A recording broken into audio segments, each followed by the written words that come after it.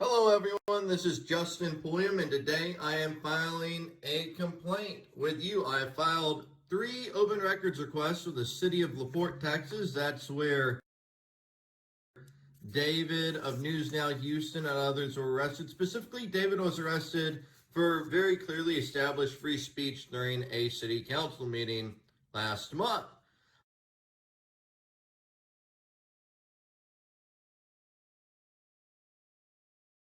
I requested the communications, including text messages and emails, and this is typical government work. This is how they reproduce my request. Maybe you can read that. If not, you'll just have to trust me that it's about a week worth of text messages, emails, and other communications sent by the mayor, by the police chief.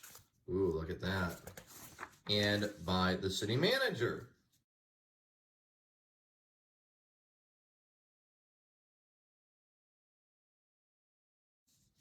They want an excessive amount of money. $63 for the mayor, $265 for the police chief, and $95 for the city manager.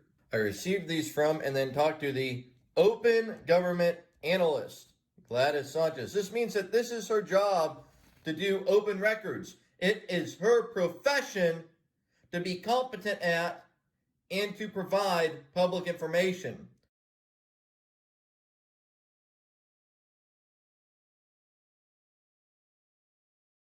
You'll see in a second. Listen to my attempt to resolve this with her. I expect that people, when they have a job, that they are competent and that if laws apply, they know the laws and that they follow the law.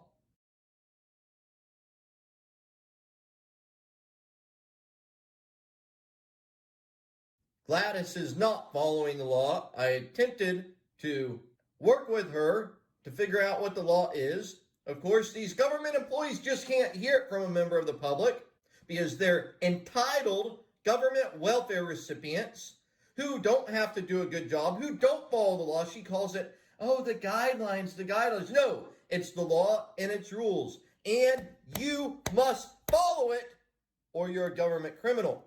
I tried to go through it with her. They don't want to hear it. They just want to tell you how you're dumb for not just obeying. And I don't know what else to do with these idiot, incompetent, ignorant government welfare recipients. So I requested this information that I think y'all would all like to see. It's really not for me. I know the sort of BS that these government criminals do. So this is for y'all. And so I am filing this complaint with you. Let me explain a few laws. You'll see she's going to talk about page 50, okay? In a minute, she's going to talk about page 50. And what page 50 says at the very top here, if a request is estimated to exceed $100 or $50 if a governmental body has fewer than 16 full-time employees, so basically if it's $100 and they have 16 or more employees, they can require that the requester prepay a deposit or the whole amount of the request right there. This is page 50 of the Public Information Act handbook that she's going to talk about. And very clearly, the first sentence on this page says that they can only require a bond if the cost is over $100. And again, it's not required that they do a bond at all. Never. They never have to do it, but they can only do it if it's over $100, which would apply only to one of these that they sent. Actually, they don't have to charge anything, and when it's in the public interest to release it, they would just do it for free. Obviously, thousands and thousands of people would like to see this, and they should just turn it over. The statute, by the way, applicable is 552-263, which if you're an open government analyst, you would think that you would just be able to rattle that off. The next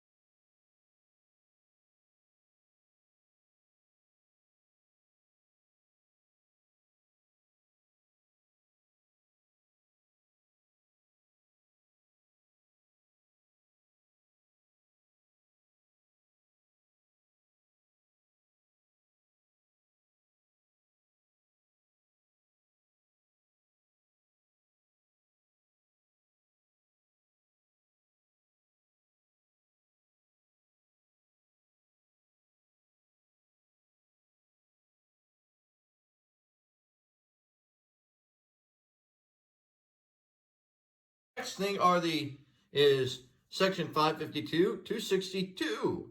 And it talks about the rules, not the guidelines, the rules of the Attorney General.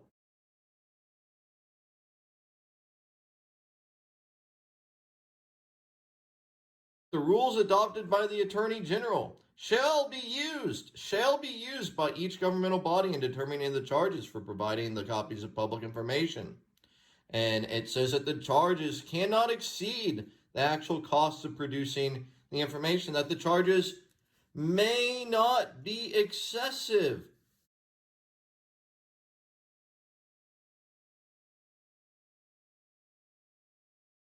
May not be excessive. That's the law. And then it talks further about, in section B, talks about these rules that the Attorney General had to establish, and that these rules for each component shall be used by the governmental body. And what are these rules? That you go over to the Texas Administration Code, Title 1, Part 3, Section 70.3. And here it lays out these charges.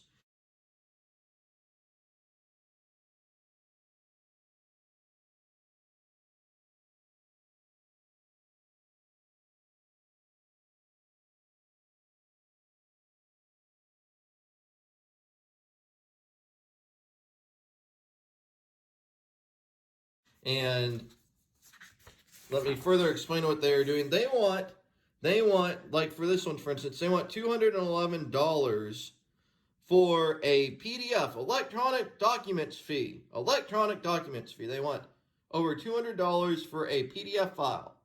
Okay, that's what they're trying to bill me for illegally. And so I'm over here looking at these components that they can charge, and I'm looking electronic documents fee. This is all real things: a diskette, a magnetic tape, a CD, a DVD, a jazz drive, whatever that does. Other electronic media, cassette,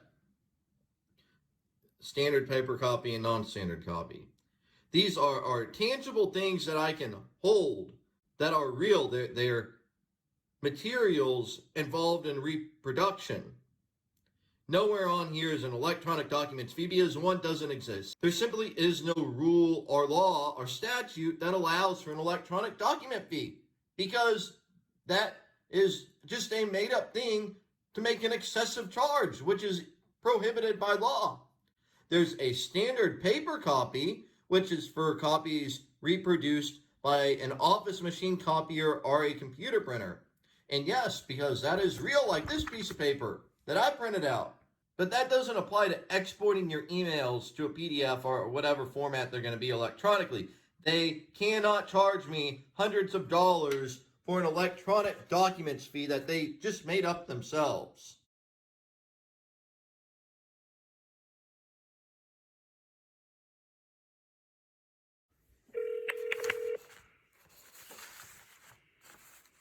Good afternoon, State Secretary's office. Yes, who is this speaking? This is Gladys. Hi, Gladys. This is Justin. Hello. This is Justin Pulliam. I received some communications from you today. Today? Okay. And I was kind of just a bit confused about what's going on. Okay. Is it regarding the cost estimate letter I sent to you on April 8th? Well, I have several pieces of communications here from you.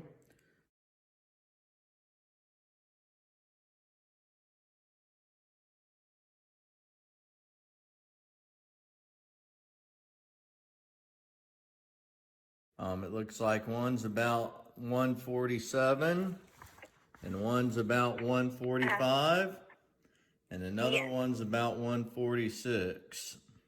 Yes. So those are the public information requests you sent through our Just FOIA portal. And it's separate charges for each of the material that you're requesting. Because I sent an email, and plus I'm assuming you're getting the certified letters today. Yeah, it seems like you wanted to frivolously spend some of those taxpayer dollars and such by sending them that way.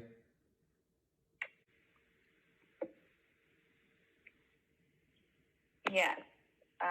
Okay. So I just made it down there to Guy to pick him up this morning while I was out working on a story.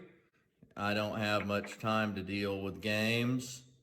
So I just get by whenever it's convenient when people waste money on certified mail return receipt. I guess when you're spending other people's money, what the heck, why not?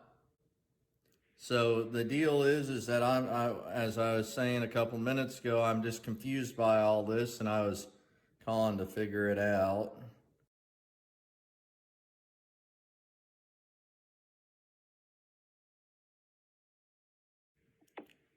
Okay, and so which guidelines was that you're saying you're in compliance with?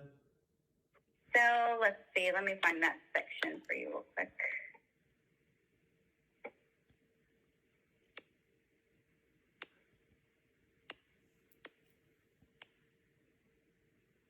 So it's based on section 552.2615.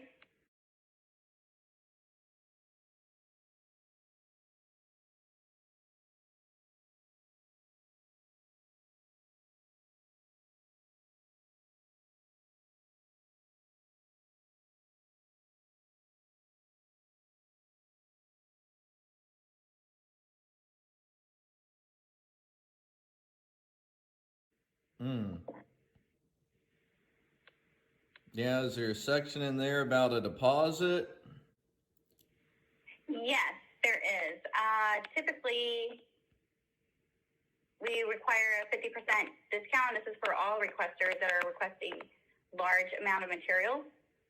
So we ask for 50%. Yeah, what's that statute? That statute, let me find that. Okay, so it is on the Public Information Act. Let me see. This is the providing charges required.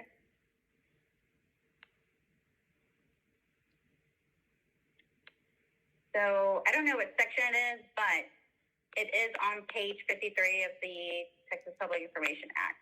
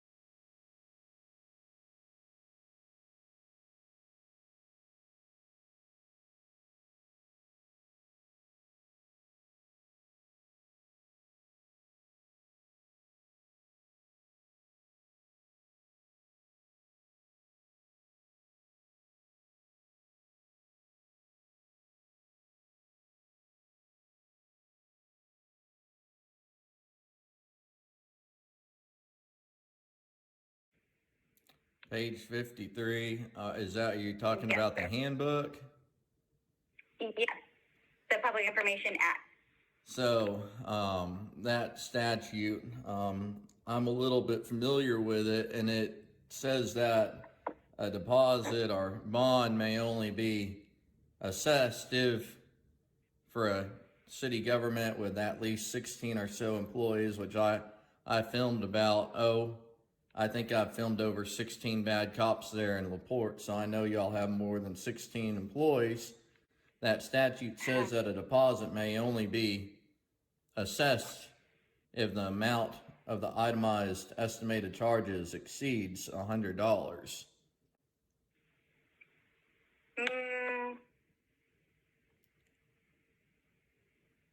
But I don't know about his not charged. So the other thing that's confusing me is these egregious per page charges. I'm not quite sure the statute on that, but Ms. Sanchez, let me explain this to you. These are basically the same exact open records requests that I submitted to some folks named Savaggio and Kunstler over there in Leon Valley a few years ago. They responded back to the correspondence pretty similar to like what you sent me, certified mail. Kunstler she resigned in lieu of termination, she can't find a job. Savaggio is unemployed and not a police officer because he was fired. And the city secretary is on the way out the door too. So I expect the government people, unless you want to be a government criminal, to follow the law, and you are not following the law with this communication.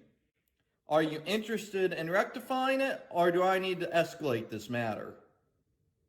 Okay, I will have our city secretary call you, so she could give you more information and details. Is this a good number, the 9397 number where she can call you back at? I mean, my preferred number is 979-246-4545, but I'm really not interested in being, you know, I'm giving you about till the end of the day to send me revised communications. Let me run into her office real quick. One moment. On the letter I have there in section C, where it says if you feel like you need to file a complaint with the Secretary AG, you can do that. If you feel like we haven't complied with the cost, you can send them. Well, what if I file my complaint with the public? You'll be listening to some guy, you say, this guy is fucking stupid.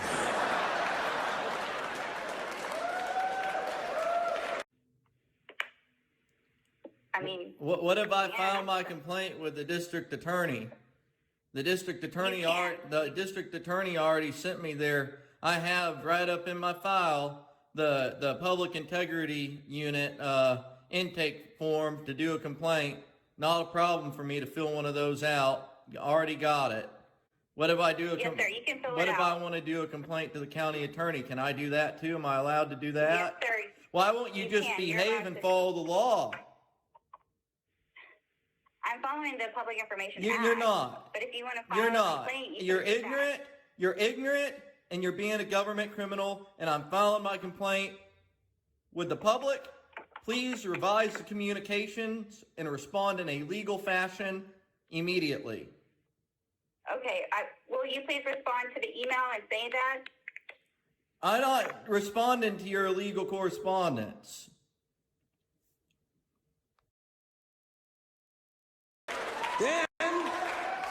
Then there are some people, they're not stupid, they're full of shit.